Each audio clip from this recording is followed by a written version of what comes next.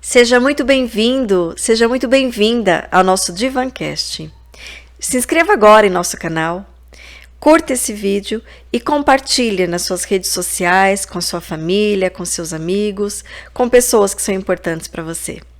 Mas sabe uma coisa que você comentou, aliás, que faz parte do seu trabalho, que é da educação emocional com crianças? Eu tô encantada, né? Assim, que é de 2 e 3 anos. É muito lindo isso.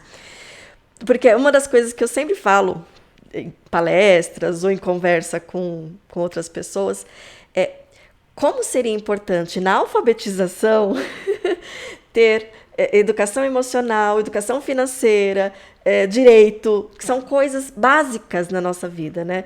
E você falando, tudo bem que não sei se você tem essa informação, talvez ainda não seja uma realidade de todas as escolas, não seja principalmente em escolas públicas, está longe de ser uma realidade, mas já está começando, né? Então, assim, o fato de pelo menos uma escola, duas escolas,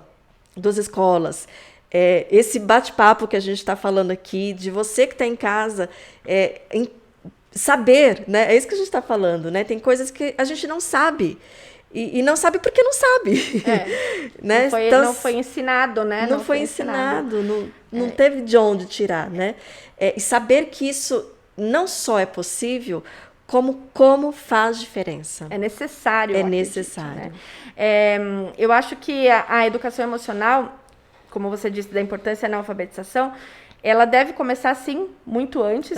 No caso dessas crianças muito pequenas, porque quando chegar na alfabetização, elas já estão emocionalmente preparadas para algumas questões, né? Para lidar com a própria alfabetização, né? Que é um processo, traz exigências. Que é um processo extenso, é um processo complexo, né? A gente fala, a alfabetização é um processo complexo e sim, as crianças precisam estar mais preparadas emocionalmente para isso. Porque acontecem as frustrações, o amigo começa a escrever primeiro e tem aquelas questões da idade da sala de aula mesmo. Eu acredito que isso faria total diferença. Outras escolas, eu conheço algumas que já faziam esse trabalho emocional, mas que não era uma coisa tão significativa. E agora a gente tem a base, né, a BNCC, que ela traz essa proposta também. Então, a Base Nacional Curricular Comum, ela já traz uma proposta de trabalho mais unificado não, multidisciplinar, de todas as áreas do conhecimento, mas que tenha uma questão mais emocional, é uma coisa mais voltada para o aluno, né, o que a criança traz.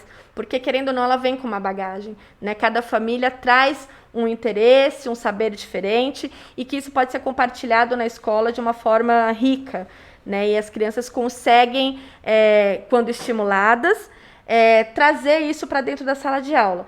Mas não só isso. Eu acho que esse trabalho precisa vir de casa, né? Eu acho que é nesse ponto que a pandemia, primeiro, enlouqueceu todo mundo, todas as famílias, né? Porque as famílias não estavam preparadas para alfabetizar ninguém em casa e nem para ter aulas online. Nós não fomos ensinados assim, nós não pensamos que isso poderia acontecer dessa forma no Brasil, assim, né?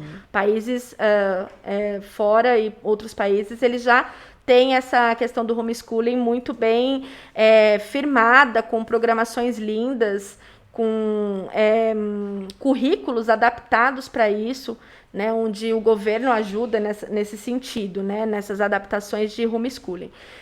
Desculpa te cortar, mas isso que você está trazendo é bem interessante, né, assim, e é verdade, né, como nós somos um país abençoado, que não tem terremoto, não tem catástrofes naturais, né?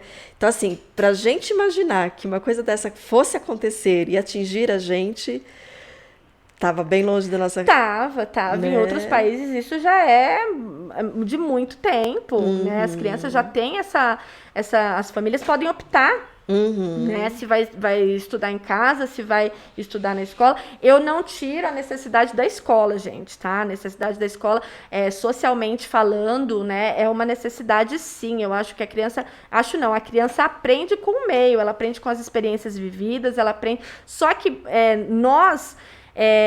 damos essas experiências a cargo da escola. Quando em casa, com a família, nós precisamos abranger esse campo de conhecimento, de experiências, né? Então, é muito importante sentar com seu filho, ler com seu filho, é muito importante conversar com o seu filho, né? É muito importante você passear, ter programações adequadas para cada idade, né? Então, isso começa em casa. E a gente não tinha, não que nós não tínhamos, né? Aí não posso abranger tanto assim, mas era uma coisa que é mais voltada para a escola. Né? Então, o estudo de e-mail é a escola que faz, né? É as rodas de conversa é a escola que faz, mas é a família. O que nós podemos ensinar? Então, a pandemia veio também e trouxe uma das questões é essa, como ensinar em casa, né? E aí eu não estou falando só de alfabetização, mas as famílias, imagina, né? A mãe e o pai tendo que trabalhar, tendo reuniões o tempo inteiro, e 2 ou 3 crianças pequenas dentro de casa, né? Nesse momento aí, muitas famílias não têm condições de ter uma pessoa só para cuidar das crianças. Então, eu acho que todos tivemos que nos reestruturar nesse sentido, né? E mesmo as que tinham condições, teve um impeditivo da própria pandemia. Exatamente. Então, eles tiveram que se adaptar, né? E foi, por incrível que pareça, foi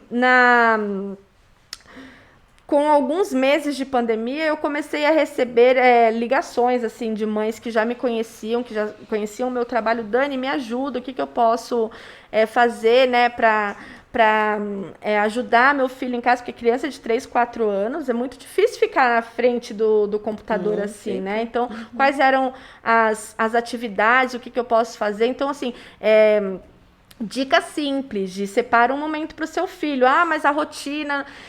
eu entendo a rotina, mas a gente está num momento de readaptação, a gente precisa reorganizar certas coisas. Então, a educação emocional, ela começa em casa também. Então, é na hora que o seu filho quer falar e você fala para ele assim, espera um pouquinho que eu estou ocupado. E ele espera um pouquinho e você esquece daquele tempinho que você falou, espera um pouquinho. Você não retomou aquilo, né? É na hora que você dá a bronca no seu filho e você dá a bronca e continua com a bronca um tempão, né? É o bico, como a gente chama, né? O pai tá de bico, a mãe tá de bico.